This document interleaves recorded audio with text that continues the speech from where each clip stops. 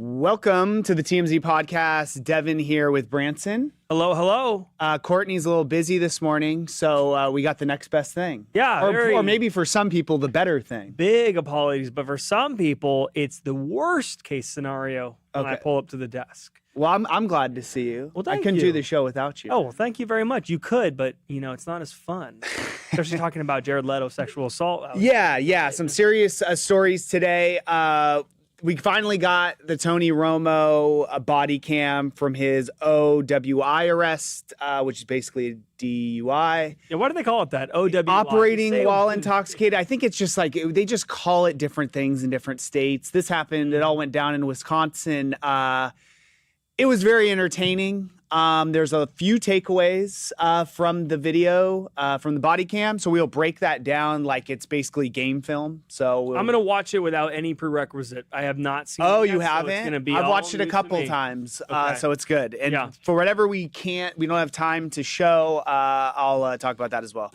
And then, like you teased, a very serious story involving Jared Leto facing some new sexual misconduct allegations from 4 women. Some of them young, very young, very not good, if true. So we will break down it was the BBC who's reporting this. We'll break that down after Tony Romo. Okay. Let's get to it. So Tony Romo, the background, last week it was revealed he was arrested for OWI while he was in Wisconsin. He was visiting the area he was taking part in a golf tournament, amateur golf tournament. He's a very good golfer post NFL career. He refused to do the breathalyzer, so he was ultimately arrested for OWI. That's the only information we had at the time. Now we got the body cam, and let's just play it, right? Yeah, let's go for it. All right, how many drinks have you had? 0. You're coming from a golf course? I played in a golf tournament in Wisconsin State Amateur. Okay, So it's like a USGA event. okay, all right. I'm gonna run you through some fields. What's that mean? Field sobriety tests. Are you willing to take any field sobriety tests? Call my lawyer and then I'm going to go ahead and fill it if that's okay. I'm sorry? Do you want me to, you want to take me through field sobriety Yes, test you're right now? denying to step out of the vehicle pending fields? I'm just going to call my lawyer. Okay, step out of the vehicle. I'm going to call my lawyer. Nope, step out of the vehicle. I'm not allowed to. Step out of the vehicle. So you're going to take me through. Field sobriety test. I'm still allowed to call my lawyer, right? You're not. I'm not allowed Nope, to. step out of the vehicle. You're detained pending an OWI investigation. Deputy Corps, sir. Are you going to take me through I thought you were taking me through it. So, as of right now, we're on a leveled ground. We're on a bridge. I want to convey you somewhere that's going to be an even surface, free of debris. Yes, I agree, so we don't get hit. Turn around for me. I get you. You need the gloves. Yep. I just want to make sure it doesn't too far have a PVT. Keep the front lead foot on the line Sorry, 1 second. and turn by taking a series of small steps with the other foot. Yep. I'm going to demonstrate with 3. Yes, thank you. You will do 9, okay? Okay, sounds good.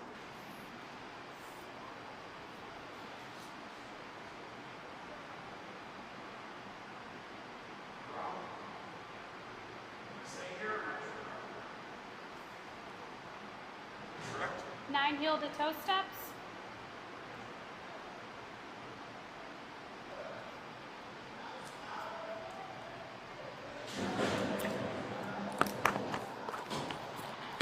You said 3 times? Or no? Sorry, sir? Did you say 3 times? I'm sorry. Willing to submit to a PBT? What is that? Machine that you blow in? It's a preliminary It does not determine the results of Oh, my no, test. we're not doing that. Okay. I've already heard from all the lawyers, don't ever do that. Okay. So All right. we're not going to do that. Okay. So was it alcohol? Do we know what it was? So he refused the breathalyzer, like you see at the end. The cops say that ultimately he failed the field sobriety test, which is why he was booked for suspicion of an OWI. We don't know. They did say they found some shooters, like some alcohol shooters, in one of his bags because they checked all of his stuff. And Tony was pretty adamant during the thing that he was like, yeah, they were unopened, weren't they? And she's like, yeah, but it still shows that, he did have unopened alcohol shooters in the car. Yeah. He was being like, which is legal. He also was saying like, oh, you're just assuming I'm drunk because I was coming from a golf course.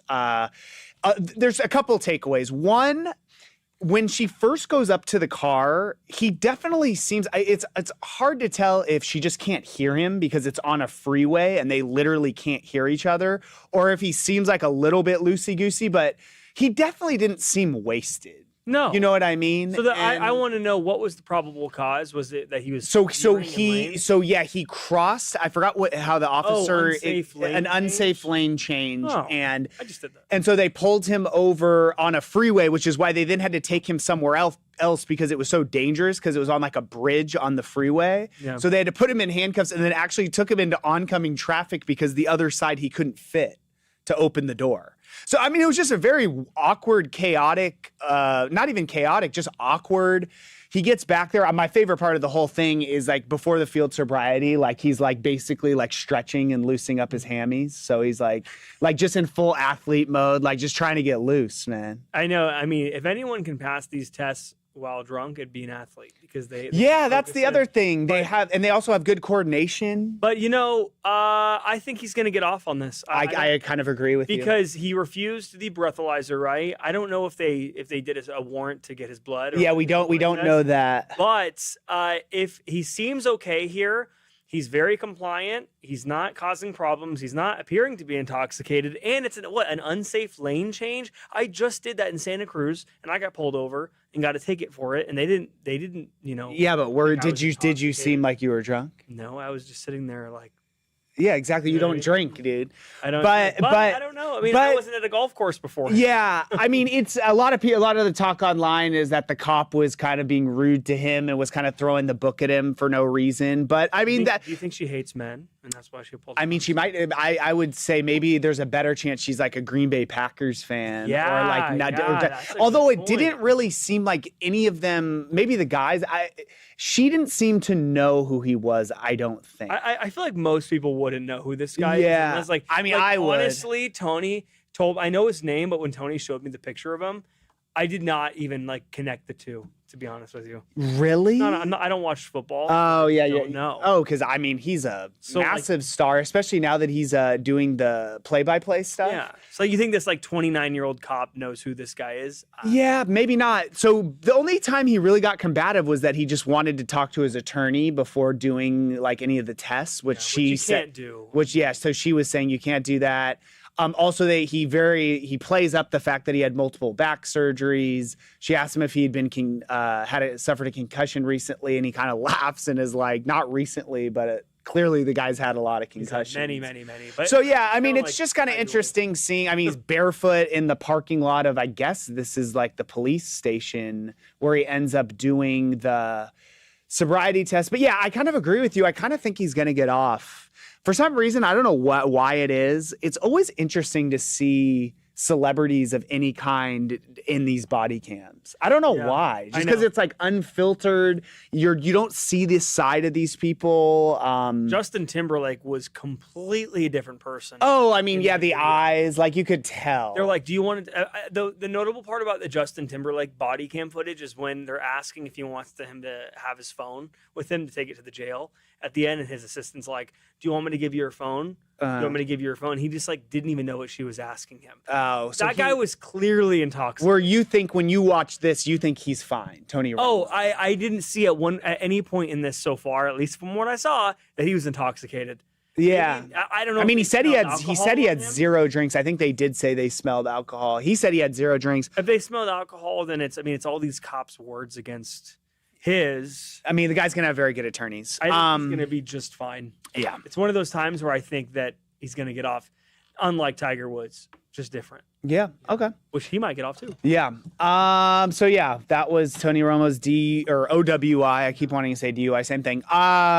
You want to talk to us about Jared Leto? Yeah. So Jared Leto, you might know him from some movies. I know him very well. Many Movies, films, also like some flops. Rockstar. Rockstar. He's What been is it? some- 30 Seconds to Mars is his band, I believe. Yeah. Yeah, that is. Yeah, he kind of looks like Charlie Cotton from TMZ. Kind of, but like a lot more handsome than Cotton. Yeah, a lot I more mean, successful. one guy's in films and movies, Yes, and one guy's exactly. on the Yeah, street, just you know what I mean? I guess they kind of have a similar vibe. Exactly. All right, so yeah, Jared Leto. I mean, this is nothing light in no way. Is facing serious allegations from 4 women who claim the Academy Award-winning actor allegedly sexually assaulted them or threatened to sexually assault them when they were teenagers. Not a good start to the story, No, right? no. According to a new report, this report was done by the BBC, who said that he allegedly sexually assaulted one of the victims in the bathroom of a motel room when she was 17. A second victim claims Leto threatened to sexually assault her while she was left all alone with him in a hotel room when she was 19. A third victim says she had sex with Leto in California when she was 17, which qualifies as statutory rape in the state. Leto reportedly shrugged off a discussion he had with the victim about the age of consent being 18. And then the fourth victim, I know it keeps going here, said she was groomed by Leto, who allegedly made several X-rated phone calls to her when she was only 16. During at least one conversation, Leto allegedly asked her to have sex and even sent her an NDA to try to prevent her from talking about their discussions, but she refused to sign it. So you send an NDA. I mean, that's not binding if it's No, at that point it's too late. Allegedly, crime. if this all happened. 10 women spoke out about horrible experiences with him. In this documentary. So in total, 10 women, right? Yeah, they're saying that this occurred between 2002 and 2016. Yeah, I mean, Jared Leto, He was in his 30s. we've obviously reached out to his team to get some type of response, have not heard back yet. I would imagine he's going to be addressing this at some point if this is going to be a full-on documentary that's being done by the BBC. I mean, he has, again, this is all just allegations that are being made by these women. Doesn't it appear, at least so far, if anyone filed police reports or if this has become like a law enforcement issue. I mean, the guy's a very eccentric guy. I think there's been stories in the past that people think he's like a cult leader or something. He's a weird guy. I don't know. He's an odd guy. I don't know, because it's like all these women are coming forward and there seems to be some smoke there. But again, we have not heard from Jared Leto.